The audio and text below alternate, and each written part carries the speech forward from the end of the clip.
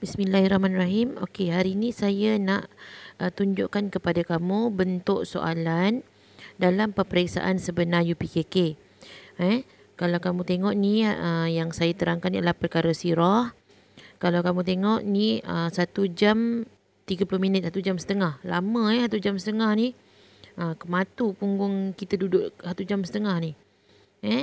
Okey, jadi kita gunakan masa sebaik-baiknya untuk menjawab soalan sirah. Kalau kita tengok di sini untuk kegunaan peperiksaan, ni adalah bahagian yang terdapat dalam kertas soalan sirah. Ada bahagian A dan B. Bahagian A ni ada 40 markah dan bahagian B ada 60 markah dan jumlah markah adalah 100 markah. Apa yang awak perlu buat daripada muka surat hadapan ni, yang pertama ialah nombor kad pengenalan dan nama calon. Okey, kita masuk dekat bahagian A. Untuk soalan 1 hingga 10 ni soalan objektif. Kat sinilah kita kena skor markah kita. Sebab jawapan memang dah ada depan mata. Tinggal nak pilih saja jawapan yang tepat. Kita jangan buat kesilapan di sini. Kerana markah dia satu soalan 1 markah. Dan dengan 1 markah yang jawapan dah ada depan mata, kalau salah adalah satu benda yang sangat dah rugi. Kemudian kita masuk soalan 11 hingga 15. Jawapan pun dah ada depan mata. Ada kotak-kotak jawapan, kamu tinggal sesuaikan dan masukkan. Jangan gopoh-gapak apabila menjawab soalan-soalan seperti ini. Soalan-soalan jawapan dah depan mata ni, jangan gopoh-gapak. Baca sekali terus letak jawapan, jangan macam tu. Letak jawapan dulu, baca sekali, 2 kali, fahamkan soalan, cuba letak jawapan, kemudian baca soalan yang lain. Kalau rasa ada yang tak sesuai, tukarkan. Tukarkan jawapan yang pada yang lebih sesuai. Okey, markahnya ialah satu soalan 1 markah. Soalan 16 hingga 20 pun 1 markah juga. Senang-senang ni sebabnya semua jawapan ada depan mata, tinggal sesuaikan. Okey, soalan 21 hingga 25 5 markah. Ini pun sama, jawapan dah ada. Contoh soalan nombor 21. Rasulullah wafat ketika berumur 40 tahun, 63 tahun. Soalan ni untuk budak 11 tahun, saya rasa levelnya terlalu rendah. Jadi soalan-soalan macam ni kamu tak patut salah. Dan kita patutnya boleh skor dekat bahagian A. Jadi bila kita skor kat bahagian A tadi ada berapa markah? 40 markah. 40 markah adalah markah lulus. C. Takkanlah kita tak boleh nak skor bahagian B. Bahagian B 60 markah. Kalau kita dapat betul semua dekat bahagian A 40 markah, so bahagian B kita dah tak payah susah sangat nak kerja cari markah.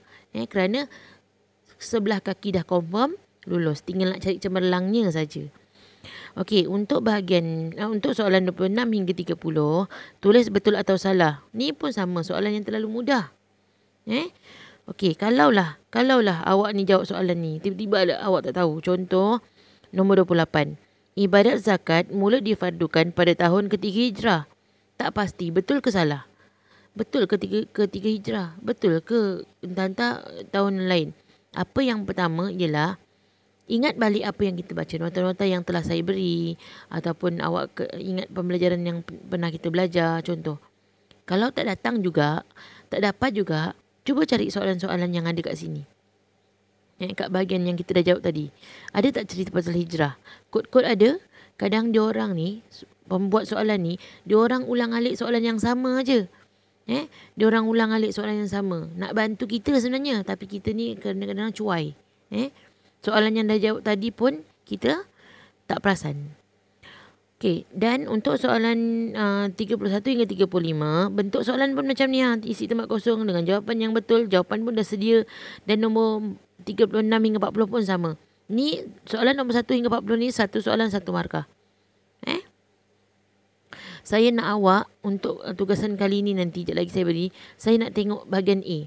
Saya nak tengok, boleh tak awak skor soalan 1 hingga 40, awak jawab. Jawab, kalau boleh jangan tengok kitab lah. Jangan rujuk mana-mana. Cuba jawab sendiri tanpa tengok kitab. Tengok kemampuan diri kita seberapa. Contoh per 40, awak mampu jawab soalan dengan betul tanpa bantuan apa-apa, dapat berapa? Contoh dapat 30 markah. Oh, maknanya kena banyak lagi nanti. Yang kali kedua round, bolehlah tengok kitab. Maknanya carilah jawapan yang 10 yang tak dapat tadi tu. Boleh tengok kitab cari. Kita nak tengok kemampuan diri kita sebenarnya. Berapa yang kita boleh mampu buat tanpa bantuan. Sebab masa periksa tak ada siapa-siapa bantu. Betul tak? Okey. Bahagian B. Bahagian B ni 60 markah. Soalan 1. Baca petikan dan jawab soalan berikut. Petikan dah ada. Kita kena jawab soalan daripada soalan 1.1 hingga 1.7. Ni soalan 1. Soalan 1, poin-poin dia ada 7. Dalam poin ada poin lagi. Poin 1, contoh soalan 1 ada 7 soalan. 1.1, 1.2, 1.3 sampai 1.7. Dalam 1.7 ada 3 lagi poin yang kecil. Jadinya nampak macam sikit tapi sebenarnya banyak. Okay, jadi kat sini kadang-kadang ada benda yang kita tak dapat nak score. So kat mana kita nak cover? Dekat bahagian A ni tadilah. Okay. Soalan 2. Soalan 2 dia punya soalan nombor 2 tapi tengok poin dia sampailah ke 2.7. Macam-macam jenis soalan. Ada yang subjektif, ada yang isikan tempat kosong tanpa jawapan. Ada yang kena lengkapkan perteminda. Nampak? Okey. Soalan ketiga ada berapa poin? Ada 8 poin. Dia bagi petikan kemudian dia bagi ni. Soalan 3.1 ada 2 jawapan yang pelawak isi. Awak tengoklah keadaannya macam mana.